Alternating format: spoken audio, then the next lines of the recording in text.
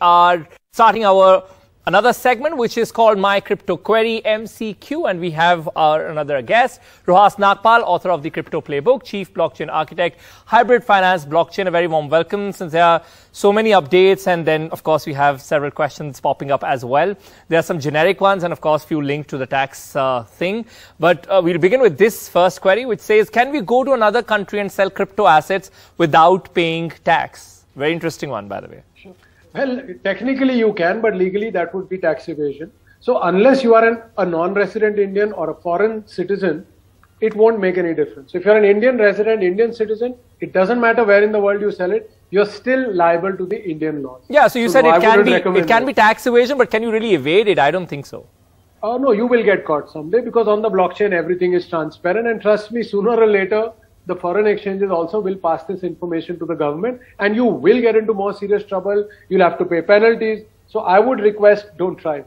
Okay. Second query, will profits made before April be taxed if the profits have not been realized? Well, that's a good question. So when you say not realized, what you're usually saying is, I have Bitcoin. I did not convert it to INR. I converted it to USDT or USDC, which is a stable coin. According to me, the tax would still apply. It does not matter whether you have converted into INR or not. Converting it into a US dollar stablecoin also would be realization.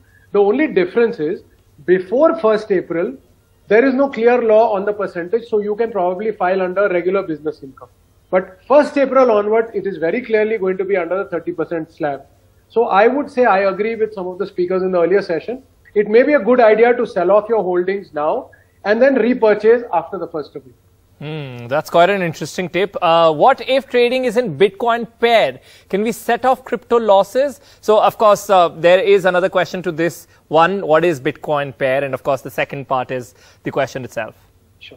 So, when we talk about pairing, let's say if you go to the neighborhood shop and you buy Parle G biscuit, they will say Parle G is biscuit, comma, Indian rupee. So, 5 rupees or 10 rupees. So, pairing simply means which crypto are you valuing another crypto in. So in the crypto market, whenever you go to buy a new crypto, you either buy it against Bitcoin, Ethereum, or a stable coin, or even INR. So logically, it wouldn't make a difference. Even if you are buying a pair of Bitcoin, because the prices are clearly visible, even though you have not squared off against, say, INR, but you still will be liable for the tax. One last query and we'll play that up. Do you think the cryptocurrency has the capacity to demonetize the world? And I have another question. How do we assess what are the risks and returns of cryptocurrency? Sure. So demonetize the world, I wouldn't say, because see, cryptocurrencies ultimately are not issued by the government, but the monetary policies of every country is run by the government. So no country is really going to allow cryptocurrencies to replace their legal tender. It does not make any sense. So no, I don't think they will be able to demonetize. And second question was about valuation. I forgot. What was the second part? So how do we assess new tokens and coins, probably is what. Sure. So again, I will say use the ROHAS method. Look at the revenue or economic impact of that particular crypto. Look at the organization behind it, the history of the crypto on the crypto exchanges. Look at the algorithm and tech stack, and finally look at their social media following. So if you follow that, you'll usually end up picking the good one.